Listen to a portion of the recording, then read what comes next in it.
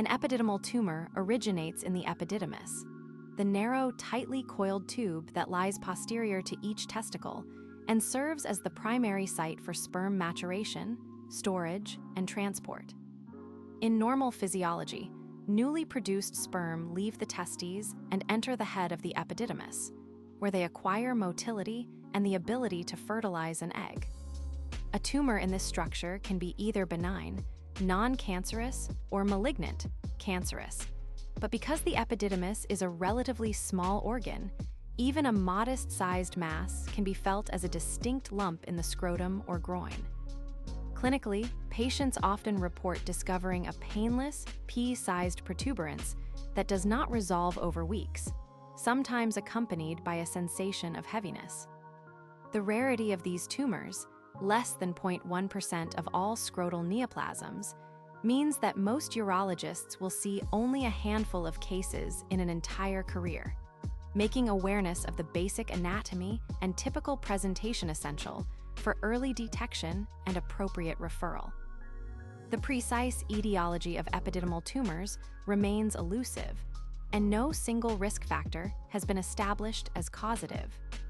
Epidemiological observations suggest a possible association with prior scrotal trauma, exposure to industrial chemicals such as pesticides or heavy metals, and ionizing radiation, for example, therapeutic radiation for testicular cancer.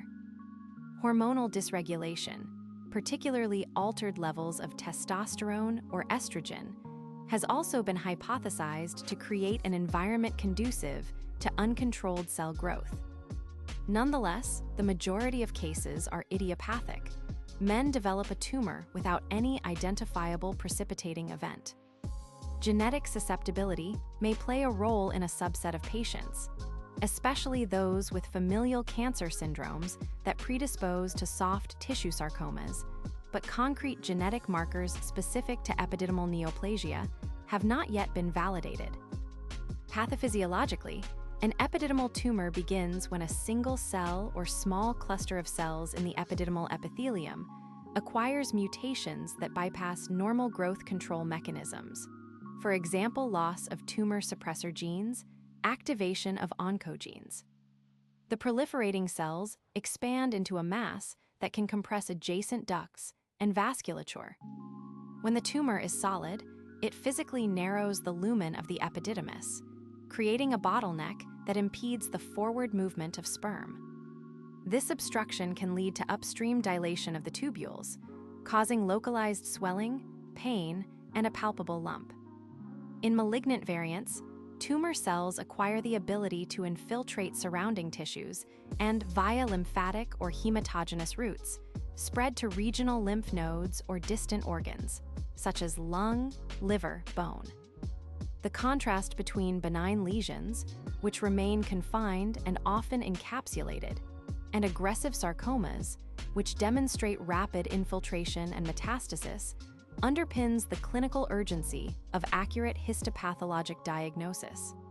Epididymal tumors are exceptionally rare, accounting for less than 0.1% of all scrotal neoplasms. Their incidence peaks in men aged 30 to 60 years, with a slight predilection for the left side, possibly because the left epididymis is anatomically longer and more prone to torsion or vascular compromise. Because of their scarcity, large-scale population studies are lacking. Most data derive from case series and retrospective reviews from tertiary urology centers. The rarity also contributes to diagnostic delay. Primary care physicians, and even some specialists, may not consider an epididymal tumor in the differential diagnosis of a scrotal mass, initially attributing the lump to more common entities such as epididymal cysts, hydroceles, or testicular torsion. Patients typically present with a solitary, well-defined mass in the scrotum that may be painless or mildly tender. The lump is often described as firm, non-fluctuating, and fixed to the epididymal region rather than freely mobile, distinguishing it from simple cysts that tend to be softer.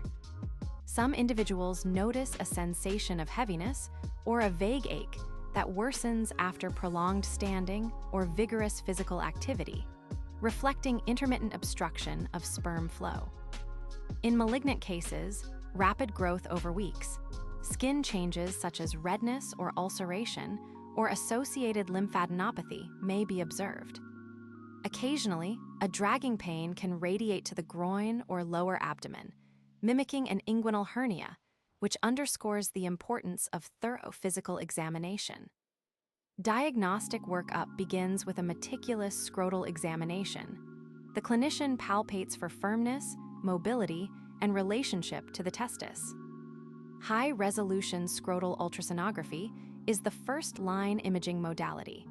It differentiates solid from cystic lesions, evaluates internal vascularity with color Doppler, and measures dimensions with millimeter precision. A solid hypoechoic mass with internal blood flow raises suspicion for neoplasia, whereas an anechoic well-circumscribed lesion suggests a benign cyst. If ultrasound findings are equivocal, magnetic resonance imaging provides superior soft tissue contrast and can delineate tumor borders and involvement of adjacent structures. Serum tumor markers AFP, beta-HCG, LDH are routinely obtained to exclude concurrent testicular germ cell tumors. Definitive diagnosis rests on histopathology. A fine needle aspiration or core needle biopsy is performed under imaging guidance, yielding tissue for microscopic assessment, immunohistochemical staining, and when indicated, molecular profiling to identify actionable mutations. Epididymal neoplasms are classified primarily by their histologic behavior. Benign lesions. The most common include epididymal adenoma, a glandular proliferation, leiomyoma, smooth muscle tumor, and papillary cystadenoma. These entities are well encapsulated, grow slowly, and rarely metastasize. Surgical excision is usually curative. Malignant lesions. The aggressive spectrum is dominated by soft tissue sarcomas such as embryonal rhabdomyosarcoma, most frequent in children and adolescents, leiomyosarcoma, liposarcoma, and malignant peripheral nerve sheath tumor.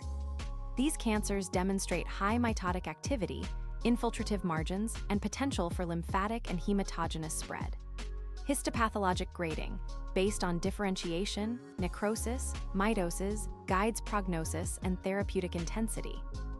Rare entities such as metastatic lesions from distant primaries, for example melanoma, or lymphoma involving the epididymis have been reported, reinforcing the need for comprehensive immunophenotyping. Management hinges on tumor histology and stage. Benign tumors, local excision, partial epidydymectomy, is the treatment of choice. The surgeon isolates the mass, removes it with a margin of normal tissue, and preserves the testicle and its vasculature. Post-operative recurrence is uncommon. Routine ultrasound surveillance at 6-month intervals for the first 2 years is sufficient. Malignant tumors, radical inguinal orchiectomy, removal of the testicle, epididymis, and spermatic cord, is often performed to achieve clear margins and to enable accurate staging. Depending on tumor grade and presence of residual disease, adjuvant radiotherapy, external beam, 45 to 55 gray, targets the scrotal and retroperitoneal lymph nodes. Chemotherapeutic regimens vary by sarcoma subtype. For rhabdomyosarcoma, a combination of vincristine, actinomycin D, and cyclophosphamide, VAC, is standard, whereas liposarcoma may respond to ifosfamide-based protocols. Multidisciplinary tumor boards consider enrollment in clinical trials exploring targeted agents. For example, tyrosine kinase inhibitors for molecularly defined tumors. Long-term follow-up includes periodic imaging, MRI or CT, and physical exams to detect local recurrence or distant metastasis. Because the exact cause of epididymal tumors is unknown, primary prevention is largely theoretical. Nonetheless, general measures aimed at maintaining scrotal health may lower the risk of injury-related neoplasia and facilitate early detection. Avoid scrotal trauma. use protective athletic gear during high-impact sports, and handle the groin area gently during medical procedures. Healthy lifestyle: maintain a normal body mass index, cease smoking, and limit exposure to occupational chemicals linked to soft tissue sarcomas. Regular self-exams: men should perform monthly testicular and epididymal palpation, noting any new firm nodules, size changes, or discomfort. Early presentation to a healthcare provider markedly improves diagnostic timeliness. Vaccination and infection control, while not directly linked, preventing infections such as epididymitis via STD screening and prompt treatment may reduce chronic inflammation, a known promoter of neoplastic transformation in other tissues.